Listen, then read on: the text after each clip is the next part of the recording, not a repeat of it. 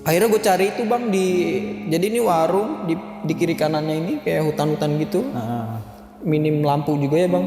Gue cari-cari di pinggir-pinggir jalan dan ternyata helm sama kunci gue ini bang itu tuh ada di tengah-tengah hutan bang. Kalau misalkan itu maling ya bang ya, udah pakai logika ya bang. Kalau misalnya itu maling, nggak mungkin dong bang. Orang adep-adepan loh. Ini Vespa, meja, bangku, gua di bangku itu. Dan gua pas mau bayar itu juga nggak terlalu lama lah bang, jeda waktunya. Keesokan harinya ya bang ya. Akhirnya ke hari ke-10 itu ada berita bang, ada berita. Innalillahi wa inna ilaihi raji'un. Gitu. Gitu bang, telah pulang ke rahmatullah gini bla bla bla bla bla bla bla. Ada yang meninggal bang, ada yang meninggal. Gue tanya sama kakek gue, kek itu siapa yang meninggal kek? Oh itu yang meninggal itu, kamu tahu nggak, itu korban pesugihan. Dia itu orang yang nyari tumbal untuk pesugihan. Jadi orang datang ke dia itu buat minta kekayaan bang. Dan dia itu setiap jam 6 malam pasti ada orang lewat ketika habis dari rumah dia.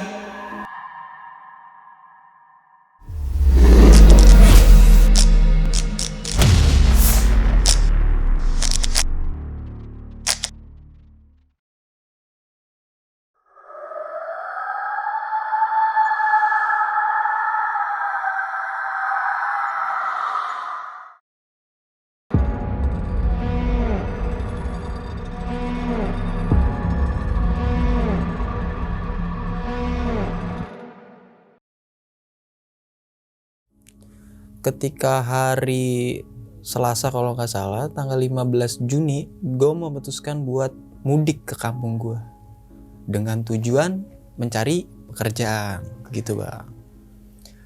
Dan di tanggal 15 ini gue izin lah sama kedua orang tua gue gitu. Gue bilang, Ma, Pak, Iki mau nyari kerjaan di kampung. Karena Iki di Jakarta udah nyari sana sini gak mendapatkan pekerjaan. Akhirnya gue memutuskan buat mudik lah. Dan mudik ini gue berangkat itu tanggal 16 jam 3 sore bang. Gue itu naik kendaraan Vespa. Vespa. Dan gue juga membawa carrier juga ya bang, sekalian naruh ya perlengkapan kayak baju yang untuk pekerja lah, kayak yang kemeja putih sama celana hitam gitu bang. Gue akhirnya pamit sama orang tua, gue berangkat jam 3 sore. Karena mudik gue ini gue lewat jalur selatan bang. Jalur selatan itu lewatnya puncak bang. Lewat puncak. Nah sesampainya di puncak ini gue kisaran jam 4:30 bang, 4:30. Gue di puncak itu ya gue istirahat sebentar, gue sekalian ngademin Vespa gue juga. Terus gue makan mie lah tuh di pinggir jalan sambil ngeliatin pemandangan tuh bang. Kan bagus banget tuh, kelihatan Gunung Gede Pangrangonya tuh bang. Sunset ya? Sunset bang. Setelah gue makan itu, gue memutuskan buat jalan lagi bang. Gue bayar sama abangnya, gue jalan lagi. Gue lewat yang pelang Gunung Gede Pangrango tuh. Itu kan udah masuk daerah Cianjur ya bang ya. Daerah Cianjur. Jadi gue jalan lagi. Setelah gue jalan lagi sampai di yang bundaran Cianjur itu, motor gue mogok bang. Dan gue memutuskan buat ya nganuin motor itulah, ngebenerin lah. Tapi lo ngerti Ki? Ngerti bang. Setelah gue benerin, wah gue nyalain nih, gue salah nih bang, tret, dan akhirnya nyala tuh bang. Di situ juga ada polisi kan, gue ditanya sama polisinya, Dek mau kemana gitu, mau pulang ke kampung halaman pak gitu. Halaman berapa kata apa? Enggak bang. Terus bapaknya setelahnya itu gue jawab kan, saya mau mudik pak gitu. Terus motornya kenapa dek gitu. Ini pak ada kendala sedikit gitu, mungkin kepanasan entah apalah pak. Iya. Dan setelah polisi nanya, polisi masuk dan akhirnya gue memutuskan buat melanjutkan perjalanan lagi bang. Perjalanan itu memang cukup panjang banget bang. Karena ya dari Jawa Barat motoran buat nembusin buat ke Jawa Tengah bang. Setelah itu gue melanjutkan perjalanan lagi dan sampainya gue di Bandung. Sampai di Bandung bang. Di Bandung ini kisaran jam 7:30 ya bang ya. Karena daerah Padalarang itu untuk menuju Cimahi ini dia cukup macet bang. Karena pada keluar tol, keluar tol bang, gitu jadi macet. Akhirnya di Bandung gue berhenti di alun-alun, gue makan pangsit lah. Gue memutuskan buat istirahat. Karena ya gue megang carrier, badan juga capek ya bang ya. Kan kalau naik motor itu kan membutuhkan tenaga yang ekstra lah ya bang ya. Setelah itu gue makan pangsit, gue lihat HP lah, gue chat temen gue, lu mau kemana? Kan pada waktu itu gue bikin snap ya bang ya, bikin snap, ya Vespa terus depannya carrier gitu kan, dikirainnya mau naik gunung bang, dikirainnya mau naik gunung dan ternyata ya gue pulang kampung gitu. Ditanya sama teman-teman gue, lu mau kemana Ki gitu? Gue mau pulang kampung, gue kirain lu mau naik gunung gitu bang. Kalau naik gunung gue ngikut gitu. Wah enggak, gue lagi off dulu dah gitu. Karena pada saat itu ya bang, setelah lulus SMK itu niat gue pengen cari kerjaan lah bang. Intinya gue cari kerja itu buat ya balas budi kepada orang tua lah bang. Dia kan udah biayain gue sekolah, terus biaya uang jajan. Ya gue setelah lulus ya mau gak mau gue harus wajib ya bang ya, wajib. Gitu. Terus abis itu ngelanjutin yang chat ya bang ya. Yang pas di chat itu akhirnya gue pap nih. Wah lu sendiri Ki gitu kata dia. Iya gue sendiri. Biasanya lu berdua kalau ke Jawa Tengah gitu. Enggak, gue mau lagi cari kerjaan bukan naik gunung. Oh yaudah lu hati-hati ya gitu. Akhirnya kisaran jam 8 itu gue memutuskan buat melanjutkan perjalanan lagi bang. Karena gue gak mau lama-lama lah bang ya. Dan gue juga sebenarnya mau ngejar nih biar gak kemalaman di saat suatu daerah di perbatasan antara Jawa Tengah dan Jawa Barat ini bang. Di sini nih daerahnya kalau malam itu sepi bang dan rawan begal. Dan pada saat itu ya gue nggak mikir kalau jalan itu angker, enggak. Karena berarti pada saat itu yang lu takutin cuma banyak begal sama banyak begal bang, ya? Banyak begal dan ya kayak bajing-bajing loncat lah bang. Gue takutnya kan gue sendiri gue dicelurit dari belakang. Kan gue takut ya bang ya. Nah gue makanya gue nggak mau kemalaman di situ tuh bang. Dan gue melanjutkan perjalanan lagi dan sampai Ciamis ini Ciamis gue sekitar jam 10:30 malam bang. Setengah 11 malam. Daerah Ciamis ini jadi alun-alun ini tuh kalau malam tuh masih banyak orang lah bang yang jualan gitu. Kayak angkringan lah gitu ya. Iya bang, kayak angkringan. Terus banyak yang jualan makanan juga. Ya gue di situ berhenti doang bang, berhenti sebat. Habis itu gue melanjutkan perjalanan lagi. Terus gue habis Ciamis, terus Banjar. Setelah Banjar itu baru nih bang, gua sampai di perbatasan antara Jawa Tengah dan Jawa Barat. Di situ tuh ada tugu yang selamat datang ya bang ya. Dan di sebelahnya tugu selamat datang ini ada tulisan Siliwangi adalah rakyat Jawa Barat, rakyat Jawa Barat adalah Siliwangi. Dan posisinya itu bang, waktu itu ya keadaan di situ tuh sepi, gelap banget gitu bang. Pas dulu gue naik motor untuk naik gunung lewat situ bang, itu tuh jalan terang bang. Dan gue kemarin 2019 itu tuh benar-benar gak ada lampu sama sekali bang. Di situ ya gimana ya, Vespa gue lampunya ya lampu ayam bang. Lampu kuning ya? Iya lampu kuning. Karena daerah selatan itu kalau menggunakan lampu putih itu mungkin rentan dengan kabut ya bang ya. Mungkin gak tembus. Nah gue sampai di situ. Gue berhenti nih, kok tumben ya sepi banget gitu bang. Dan gue akhirnya melanjutkan perjalanan lagi, gak jauh dari situ. Jadi lurus nih bang, lurus, terus ada tanjakan gini. Nah, gue di situ tuh menemukan sebuah warung bang. menemukan sebuah warung karena pada saat itu ya dari Bandung menuju perbatasan Jawa Tengah dan Jawa Barat itu ya memakan waktu banyak lah bang. Dan gue memutuskan buat istirahat karena gue nggak mau maksain juga bang. Gue sampai di situ pada saat itu ya bang ya, gue berhenti di situ tuh ada nenek-nenek doang bang yang jaga sendiri.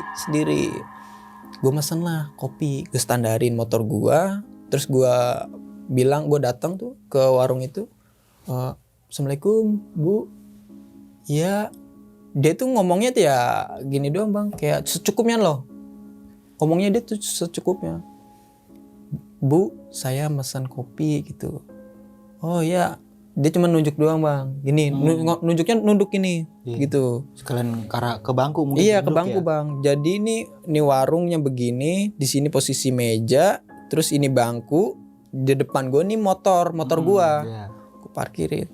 Setelah dia datang tuh, gue ditaruh kopinya, gue minum. Gak lama itu bang, turun hujan bang, gerimis lah, nggak hujan lah, gerimis.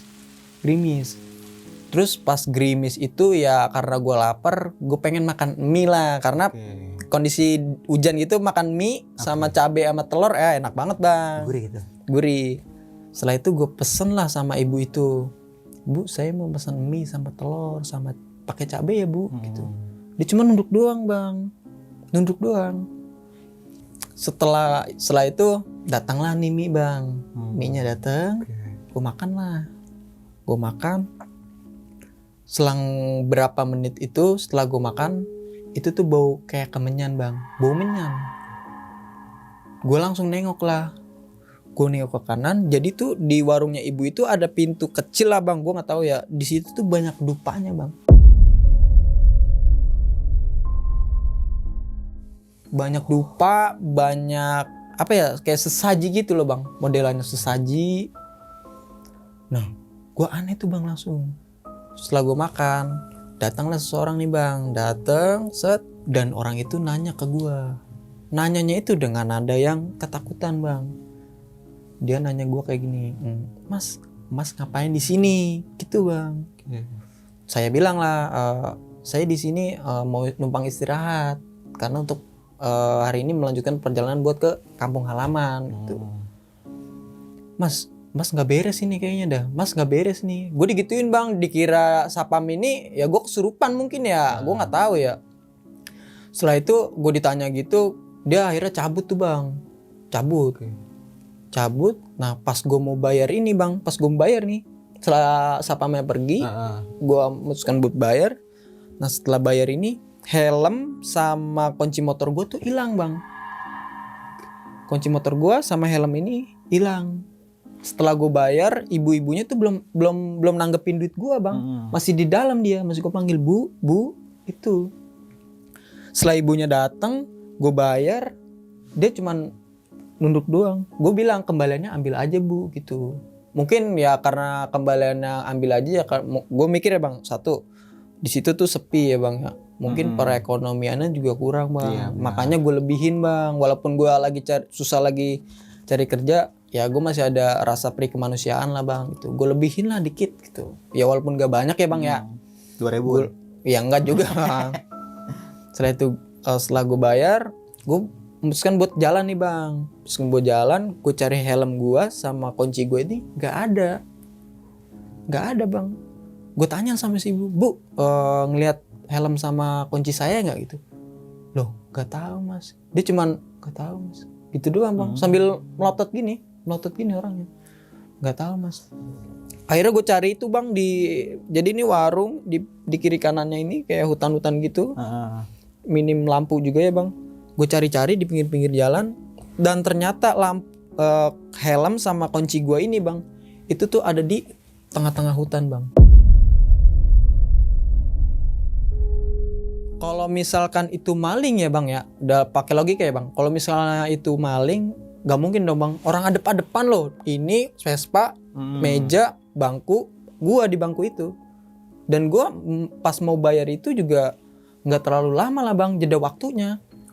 Gue di situ udah mulai nggak beres nih bang, Dari sapam yang nanya itu juga feeling gue juga udah nggak enak bang.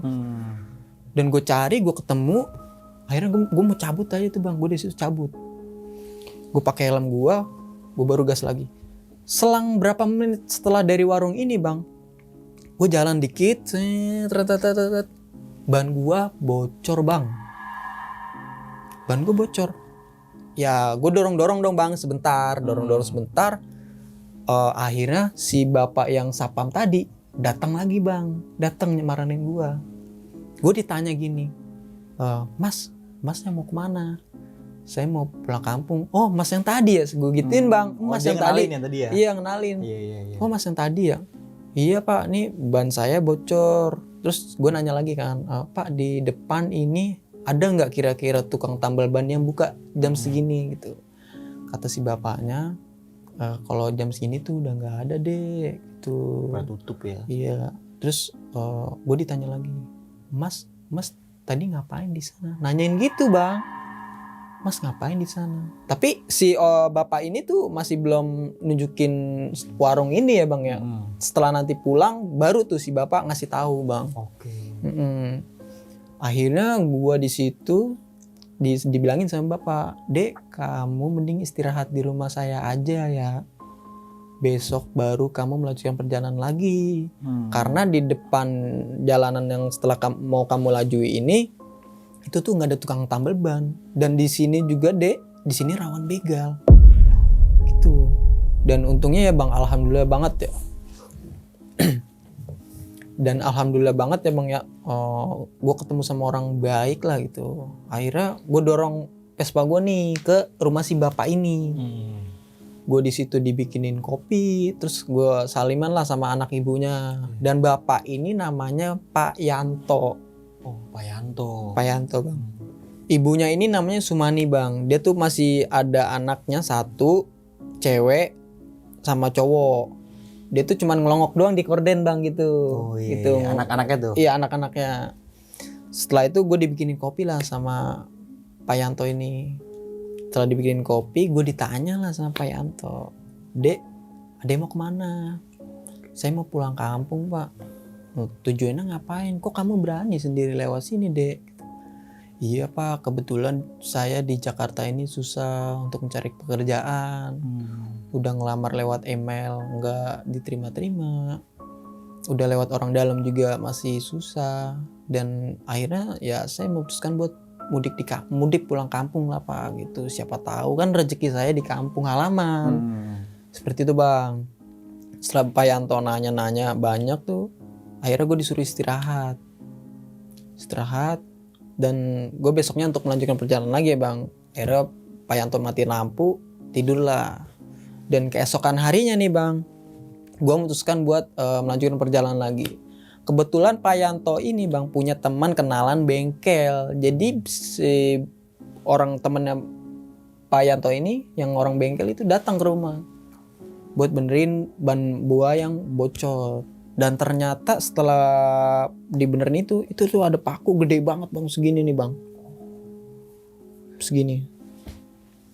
Setelah dibenerin, gue pamit lah sama Pak Yanto, saya pamit ya gitu buat melanjutkan perjalanan lagi gitu.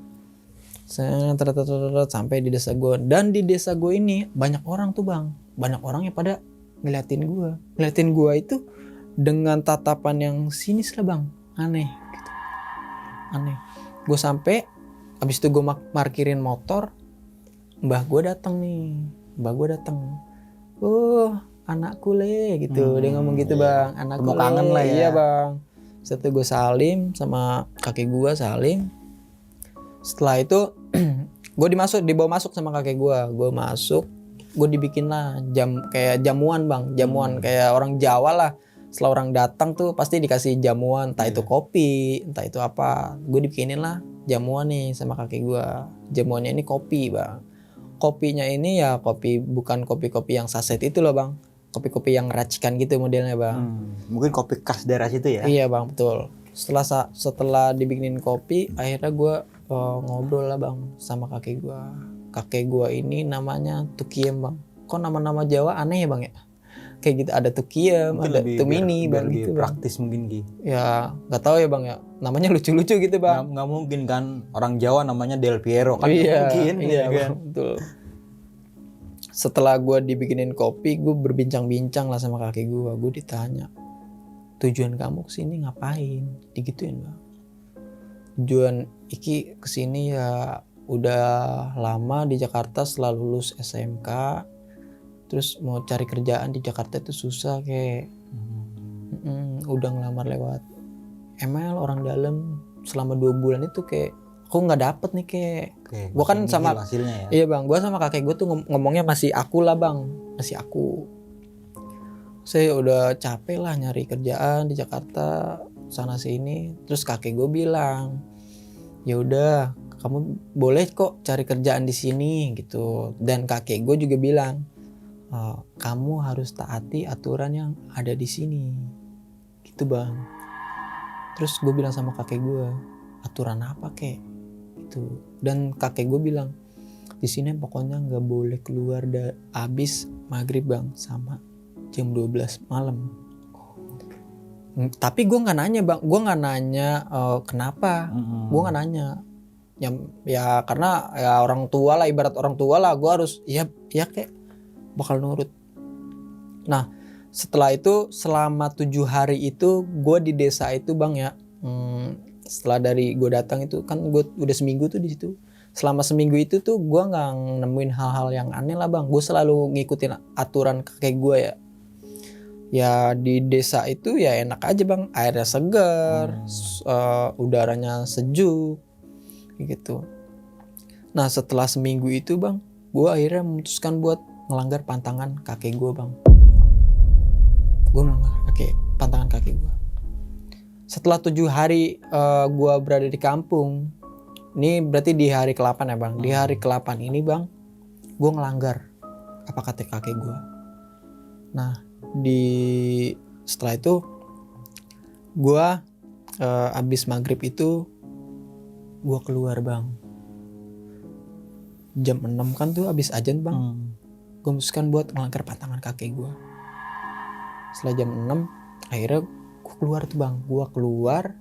Sebelum gue keluar itu bang, sebelum gue buka pintu nih bang, ada 2 orang nih bang, dengan pakaiannya hitam semua bang, full hitam. Full hitam. Dan kakek gue belum ceritain tuh bang bahwa di desa itu adalah desa tempat-tempat pesugihan bang. Jadi tuh warga situ tuh udah nggak kayak bertani, udah enggak bang. Ya ada yang beberapa, kakek gue masih bertani, tapi mayoritas tuh pada melakukan pesugihan bang. Pesugihan. Gue gini nih bang, jadi pas jam 6 pas maghrib itu gue mau buka pintu nih, datang 2 orang nih pakaian hitam, dia lewat. Nah gue intip tuh bang. Untungnya ya bang ya, untungnya gue masih belum retak, belum buka pintu. Pas gue mau buka pintu, untungnya dia lewat kan. Dia lewat, akhirnya gue ngintilin dia nih bang. Gue buka pintu pelan-pelan kan. Dan pada saat itu kakek gue lagi tidur ya bang ya, lagi tidur. Gue ikutin tuh si 2 orang yang pakai baju hitam ini. Gue ikutin dia. Nah di situ tuh gue mulai ketahuan bang. Dia nengok gini. Untungnya gue langsung ngumpet gitu bang, ngumpet di semak-semak, ngumpet gitu. Setelah si yang 2 orang ini jalan lagi, baru gue pulang bang. Dan pas pulang itu bang, di samping rumah gue itu ada keranda bang. Dan kakek gue nih setelah nanti gue pulang ke Jakarta, kakek gue bakal ceritain semuanya bang, bahwa di kampung itu ada apa, setelah ada keranda ini bakal ada akibat apa gitu bang. Berarti keranda itu kayak suatu pertanda mungkin gitu. Pertanda bang, suatu pertanda. Kayak gitu bang. Nah akhirnya setelah gue penasaran ya bang ya, di situ tuh jadi nih rumah gue, setelah gue balik dari yang 2 orang ini bang, gue balik tuh sampai di rumah. Jadi tuh nih rumah gue di sini tuh ada tempat kecil gitu ya bang ya, tempat ya samping-samping rumah gitu ya. Di situ ada keranda bang, ada keranda. Dan gue mau ngomong nih bang sebenarnya sama kakek gue, ini apaan sih kok ada keranda? Gue nggak ngomong bang, karena gue melanggar pantangan apa kata kakek gue. Gue masuk ke dalam. Gue tutup lagi. Dan kakek gue tuh ternyata udah diri bang. Kakek gue udah diri gitu. Kakek gue marah bang. Kamu ngapain keluar habis maghrib? Dari awal kamu datang sudah saya tak kasih tahu. Dia ngomongnya bahasa Jawa ya bang ya. Bahasa Jawa halus. gue masih ngerti lah kalau bahasa Jawa halus sama kasar ya. Dia ngomongnya halus banget, tapi dengan nada yang kasar bang. Oke. Kamu Mungkin agak kebawa emosi Ki. Kamu ngapain? Sudah tak bilangin kalau abis maghrib itu jangan keluar. Kamu udah tak bilangin, bukannya nurut sama saya, kamu malah keluar. Ya kayak maaf gitu. Nama juga nggak sengaja lah mau pengen keluar gitu kan. Kalau di Jakarta kan kalau abis maghrib itu biasanya main sana sini. Ramai lah tuh di luar ya. Iya, karena bosan di sini ya. Kenapa sih kayak masih ngelarang juga gitu. Ya udah, kalau tak bilangin abis maghrib itu nggak boleh keluar ya nggak boleh keluar. Kalau kamu keluar, entah itu melanggar aturan kakek, kamu bakal nerima akibatnya. Dia ngomong kayak gitu bang. Gue masih nggak tahu ya akibatnya apa ya. Gue masih nggak tahu bang. Nah, di hari ke-9 ini bang, gue mau ngelanggar pantangan kakek gue yang jam 12 malam itu nggak boleh keluar bang. Nggak boleh keluar. Di jam 12 malam ini bang, gue mau ngelanggar pantangan nih bang. Gue bikin kopi dulu bang. Gue bikin kopi. Setelah bikin kopi, gue ngerokok di ruang tamu ya bang. Gue ngopi, gue ngerokok. Nah, gue sambil nungguin jam 12 tuh bang. Gue sambil nungguin jam 12. Setelah jam 12 itu, setelah gue ngopi bang, gue sambil ngeliat korden nih bang. Sambil ngeliat korden. Ada apa sih? Ada apa sih? Nah, abis itu tuh bang, setelah gue ngeliat korden, gue balik lagi tuh. Gue ngerokok lagi. Di situ tuh pintu gue ada yang ngetok-ketok. Tok tok tok tok tok tok. Gue paranin dong. Tapi dia nggak bilang assalamualaikum. Gue udah feeling gak enak nih. Wah, apa ya pantangan dari kakek gue nih ya. Gue masih penasaran tuh bang. Gue dateng depan pintu, gue buka. Jadi tuh ada perempuan ya bang ya, dengan raut muka yang pucat, bibir putih, ya mukanya putih, tangannya rada-rada putih gitu bang, pakaiannya putih. Tapi dia cuman gini doang bang, lemas banget. Dan dia bilang gini bang, tolongin saya. Dia ngomong gitu bang. Dan tolongin saya maksudnya dalam arti apa ya bang? Gue masih penasaran tuh. Terus akhirnya kakek gue datang tuh bang. Ki. Dan gue balik lagi bang ke si perempuan ini. Perempuan ini udah nggak ada. Akhirnya kakek gue memutuskan buat tutup pintu. Gue dibilangin sama kakek gue, kamu udah tak bilangin, jangan melanggar aturan yang ada di sini gitu. Dia ngomong gitu bang kakek gue. Terus gue bilang sama kakek gue, iya kek maaf gitu. Habisnya penasaran banget sih apa yang kakek bilangin. Terus abis itu gue diomel-omelin abis tuh sama kakek gue. Kakek gue masuk ke kamar. Gue masih di ruang tamu bang. Gue masih di ruang tamu dan ternyata itu bang ada keranda bang lewat. Nah ini kan keranda lewat ya Ki ya? Iya bang. Nah itu kerandanya itu digotong apa terbang sendiri Ki? Dia terbang sendiri bang. Kerandanya ini terbuat dari bambu, bukan besi. Dan keranda ini ditutupi dengan semacam kain kafan ya bang, putih, tapi bercerak darah. Dia lewat bang di depan kaca. Gue pas ngintip, dia lewat. Gue kaget langsung masuk ke kamar. Dan gue masuk ke kamar, kakek gue datang nih bang. Kamu udah tak marahin tadi, masih ngeyel kamu. Apa kamu mau saya jadiin tumbal kamu? Gue digituin bang. Dan gue baru tuh nggak tuh, apaan nih? Wah, jangan-jangan tumbal nih di daerah sini. Gue langsung mikir gitu bang. Karena pada saat itu ya orang-orang situ ya aneh semua. Dan pas kakek gue bilang ngomong tumbal, gue langsung tahu nih. Oh ternyata desa ini ada sesuatu. Ya. Dan habis itu ya maaf lah, gue bilang sama kakek gue maaf kayak gitu, nggak bakal ngulangin lagi gitu. Kakek gue akhirnya luluh tuh bang, masuk ke kamarnya, gue tutup pintu. Nah di hari ke-10 ini nih bang, keesokan harinya ya bang ya, akhirnya ke hari ke-10 itu ada berita bang, innalillahi wa inna ilaihi rajiun gitu. Kayak gitu bang, telah pulang ke rahmatullah, gini bla bla bla bla bla bla bla. Ada yang meninggal bang. Gue tanya sama kakek gue, kek itu siapa yang meninggal kek? Oh itu yang meninggal. Itu kamu tahu nggak? Itu korban pesugihan. Kamu tahu nggak yang kemarin kita nanam padi dan itu ada pohon. Nah itu tempat pesugihannya.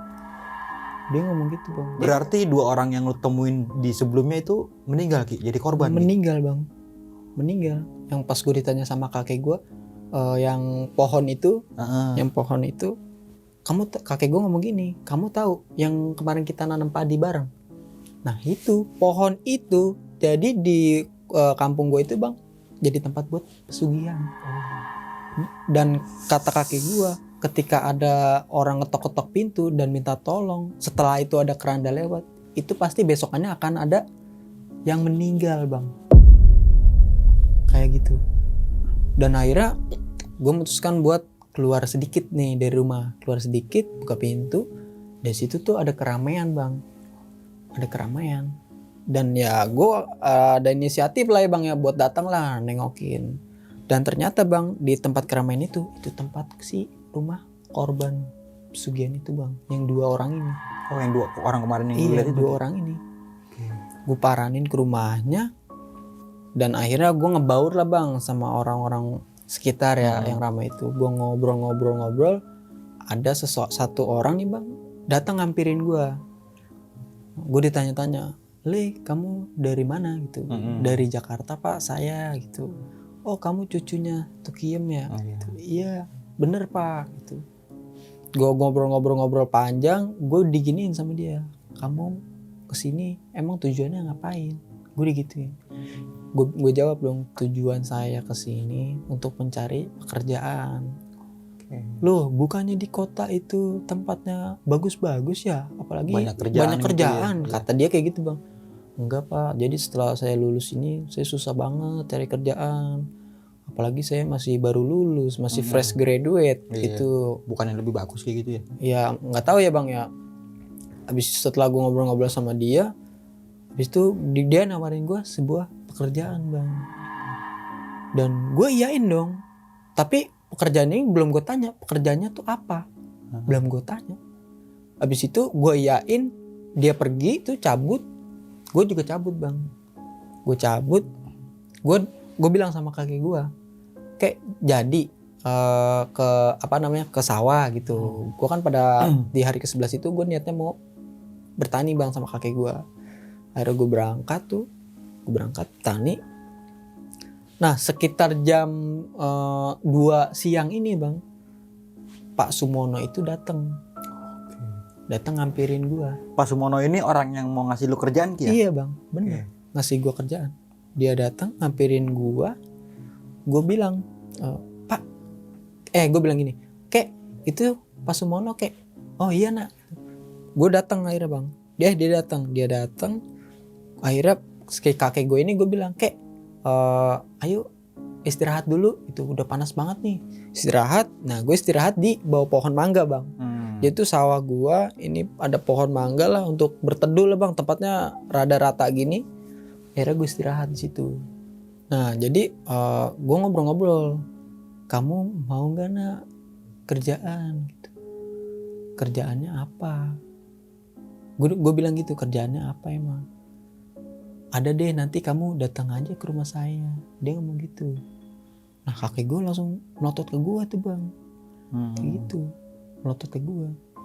Akhirnya Pak Sumono ini setelah tahu kakek gue melotot ini bang, Sumono cabut. Gue di situ tinggal berdua sama kakek gue. Gue dibilang, kamu tahu dia siapa? Gak tahu. Dia niat baik kok nawarin aku kerja. Gue bilang kayak gitu bang.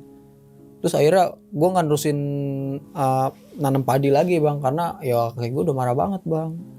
Akhirnya ngambil peralatan buat nanam padi, ya. Gue balik ke rumah, gue dikunci pintunya. Habis itu, kamu tahu dia siapa? Dia itu orang yang nyari tumbal untuk pesugihan. Jadi orang datang ke dia itu buat minta kekayaan bang. Dan dia itu setiap jam 6 malam pasti ada orang lewat ketika abis dari rumah dia. Dan gue tahu akhirnya gue dibukain semua bang sama kakek gue, dibukain semua tuh, dibukain sama kakek gue apa aja yang ada di situ. Terus dia ngelanjutin lagi gini, kalau kamu ngikut kerja sama dia, kamu bakal mati besok. Iya kamu kaya, tapi kamu keesokannya pasti nggak mungkin nggak pasti kamu akan mati. Akhirnya gue gimana ya bang ya, gue udah takut banget tuh dengerin kakek gue. Abis itu iya gue nurut tuh sama kakek gue nurut. Nah setelah itu gue mesin buat tidur lah bang, gue capek banget kan abis panas-panasan. Nah setelah itu keesokan harinya nih bang, di hari ke-12 pada saat itu gue memutuskan buat cabut bang. Dan sebelum cabut ini ada pemberitahuan meninggal bang. Innalillahi wa inna ilaihi rajiun gitu. Nah habis itu gue penasaran dong, gue keluar. Nah jadi tuh niatnya gue mau ke rumah Pak Sumono. Pak Sumono dari jarak dari rumah gue ke rumah Pak Sumono ini nggak terlalu jauh bang, masih kelihatan. Dan di depan rumah Pak Sumono ini ada perempuan bang. Gue belum tahu itu siapa ya. Ya akhirnya gue memutuskan buat ngampirin dia. Pada saat itu ya bang, rumahnya dia masih rame-rame yang orang meninggal. Oke, pada nyelawat lagi. Ya mungkin. Gue paranin, gue bilang lah sama si perempuan ini, Bu, apa bener ini yang meninggal Pak Sumono? Iya betul nak, saya istrinya. Dia ngomong gitu bang. Jadi istrinya Pak Sumono ini nanya ke gue bang, kamu kenal dia? Terus gue jawab dong, saya nggak terlalu kenal Bu, tapi kemarin itu Pak Sumono ini nawarin saya kerjaan, dan kerjanya ini saya kurang paham kerjanya apa. Gitu bang. Dan setelah itu, setelah gue bilang gitu, gue diajak lah sama istrinya Pak Sumono, sini nak ikut ibu untuk lihat jasadnya. Gue akhirnya memutuskan masuk ke dalam tuh bang. Gue masuk ke dalam, dan pas sampai di dalam ini bang, itu jasadnya tuh kayak udah nggak layak lah bang meninggalnya. Maksudnya nggak layak kayak gimana Ki? Ya udah busuk bang, busuk. Udah kayak sebulan lah, kayak gitu. Setelah itu gue nanya lah sama istrinya, Bu, ini kenapa meninggalnya? Kok kayaknya nggak wajar banget sih meninggalnya gitu. Barulah istrinya Pak Sumono ini cerita ke gue. Jadi ada datang 2 orang untuk tujuannya ya pesugihan. Setelah itu udah nanya-nanya tuh si korban sama si Pak Sumono ini, terus melakukan ritual nih bang. Nah dia malah mental ke dirinya sendiri bang, mental ke dirinya dia sendiri. Dan kata istrinya Pak Sumono ini, dia mental ke diri dia sendiri deh. Jadi pas dia lagi di sebuah pohon tuh, kamu tahu deh yang pohon yang di dekat sana, yang dekat sawah kamu tuh, kelihatan kan? Iya betul. Dan meninggalnya itu dia lagi melakukan sebuah ritual.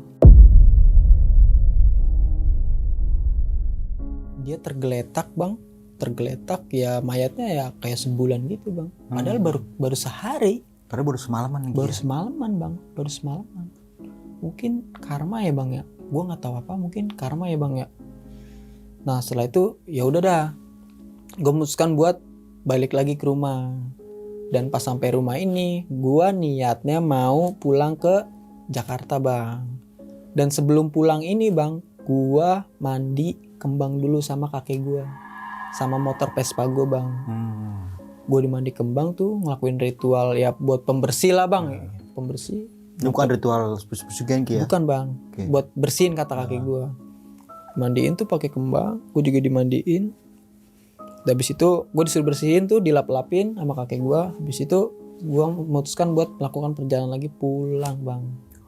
Sebelum balik ini akhirnya bang, kakek gue ceritain semua yang ada di situ bang, di luang lingkup desa gue itu. Desa lu ya Ki? Iya, jadi pohon yang dekat sawah gue itu adalah sebuah tempat ritual pesugihan bang.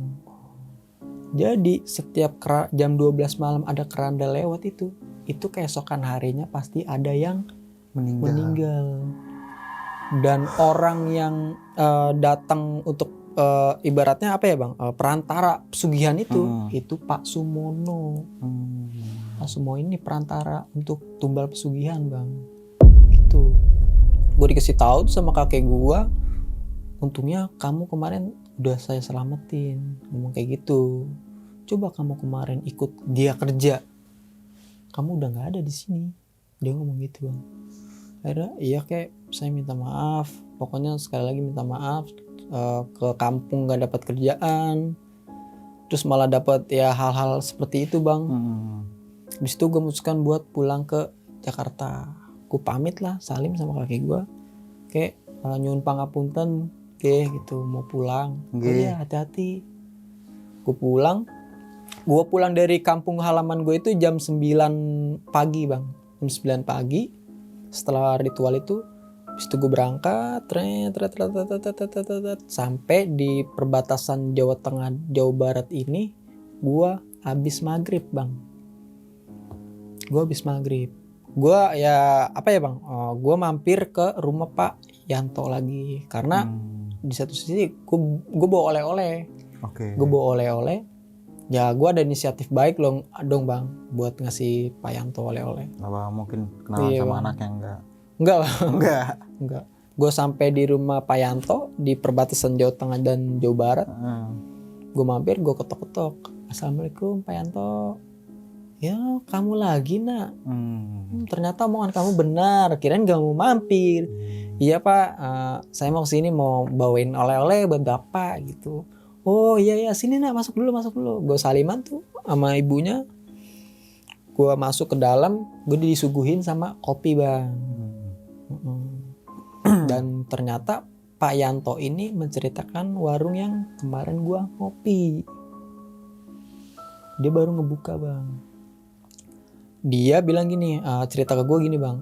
Ya, kamu tahu nggak, nak yang kemarin kamu ngopi itu? Itu tuh warungnya nggak ada nak. Dia dengan lantang gitu bang suaranya. Warung itu tuh udah nggak ada nak. Jadi warung itu dulunya ada satu orang nenek-nenek, dia udah sendiri. Jadi tuh ditabrak sama tronton bang. Dan dia meninggal. Hancur juga warungnya Ki. Hancur bang, udah nggak ada. Terus Pak Yanto bilang, setelah pulang dari sini, kamu lihat di depan warung itu, apakah warung itu ada? Nah akhirnya gue penasaran nih bang ya, akhirnya terus gue ngopi, tuh abis itu gue pamit, Pak saya mau langsung buru-buru pamit ya Pak gitu, saya nggak mau kemalaman banget soalnya gitu. Gue pamit sama dia, terus gue nyalain Vespa gue berangkat bang. Gue berangkat dan ternyata warung itu nggak ada bang. Padahal pas lagi kemarin itu yang gue datang baru sampai itu, warungnya bener-bener nyata ada, dan gue minum kopi juga, makan mie juga. Akhirnya warung itu nggak ada tuh bang. Wah gue langsung gimana ya bang? Ada perasaan, waduh campur aduk, di kampung gue dapat kayak gitu, dan ternyata warung itu nggak ada. Akhirnya gue memutuskan buat ngelanjutin perjalanan lagi bang. Gue udah ngeblank banget bang. Udah yang penting gue pulang sampai rumah dengan keadaan selamat. Gue jalan-jalan lagi. Akhirnya gue sampai rumah itu kisaran jam 12 malam bang. Nah akhirnya gue salim sama kedua orang tua gue. Di situ gue ditanya sama orang tua gue, kamu dapat nggak kerjaan di sana gitu? Nggak dapet juga, ternyata susah ya nyari kerjaan gitu bang. Minimal ijazah SMK ya. Iya bang. Aduh abis itu ya udahlah bang, ngejalanin keadaan seperti kehidupan seperti semula. Di situ akhirnya setelah sebulan dari kampung halaman gue mendapatkan pekerjaan, alhamdulillah bang. Iya bang. Mungkin sekian dari gua Bang Mange dan juga Bang Rizky ya. Gua pamit undur diri, sampai jumpa di video selanjutnya. Assalamualaikum warahmatullahi wabarakatuh.